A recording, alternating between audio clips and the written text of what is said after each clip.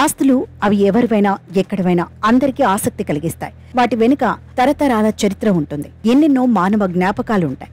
అద్భుతమైన విశేషాలు ఉంటాయి. ఒకసారి తెలంగాణ చరిత్రలోకి వెడితే అపురూప విశేషాలు ఎన్నెన్నో. ప్రపంచంలోని అత్యంత ధనవంతుడిగా ప్రసిద్ధి పొందిన అపార కుబేరుడు మీర్ ఉస్మాన్ అలీ ఖాన్. ఆయన వైభవం ఆస్తిపాస్తులకు వర్ణించతరం కాదు. ఆయన 1911లో హైదరాబాద్ సంస్థానం సింహాసనాన్ని అధిరోహించారు. ఆ కాలంలో ఆయన ఒక్కడే ప్రపంచ కుబేరుడు. ఇప్పుడు ఆయన వేల వేల కోట్ల నగదు నగలు అన్నీ ఏమైపోయాయి? అదెవరూ చెప్పరు. హైదరాబాద్ సంస్థానం వైశాల్యం 80,000 చదరపు కిలోమీటర్లకు పైగా ఉండేది. ఇది ఇంగ్లాండ్, స్కాట్లాండ్ మొత్తం వైశాల్యం కన్నా ఎక్కువ. ప్రపంచంలోని అత్యంత సంపన్నమైన వజ్రాల గనులు, ముత్యాల పరిశ్రమ ఆయనకు వారసత్వంగా సంక్రమించింది. బ్రిటిష్ పాలకులకు విధేయులుగా ఉండటంతో ఆయనకు హిజ్ ఎక్సాల్టెడ్ హైనెస్ అనే బిరుదును కూడా సంపాదించి పెట్టింది.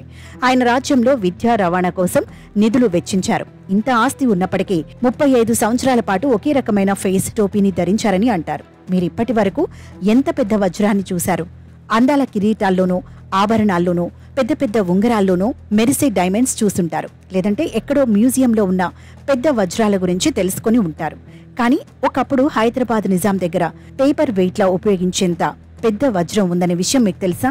అంతేకాదు, బ్రిటిష్ వారి నుంచి దానిని కాపాడేందుకు నిజాం ఆ డైమండ్ను తన బూట్ల లోపల దాచిపెట్టేవారట. నమ్మకం కలగడం లేదా? ఇక్కడ మీకు ఫోటోలో కనిపిస్తున్న వజ్రం అదే. దీనికి ఒక పేరు కూడా ఉంది, జాకబ్ డైమండ్. 7వ నిజాం నవాబు తన దగ్గరున్న ఈ వజ్రాన్ని పేపర్ వెయిట్ గా ఉపయోగించుకున్నారు.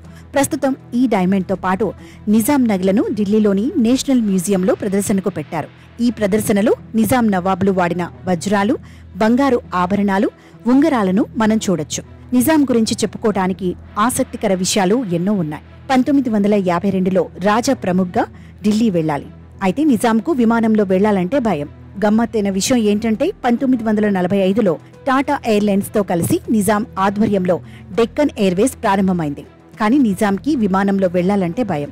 మధుసూదన్ రెడ్డి ప్రోత్సాహంతో Nizam Douglas D3 Dakota aircraft ఎక్కారు. తన వ్యక్తిగత వైద్యుడు కల్నల్ డాక్టర్ KN వైఘేతో కలిసి మొదటిసారి విమానం ఎక్కి టెస్ట్ రైడ్కు వెళ్లారు. అలా ఆయన గురించి అందరికీ తెలియని నిజాలు ఎన్నెన్నో ఉన్నాయి.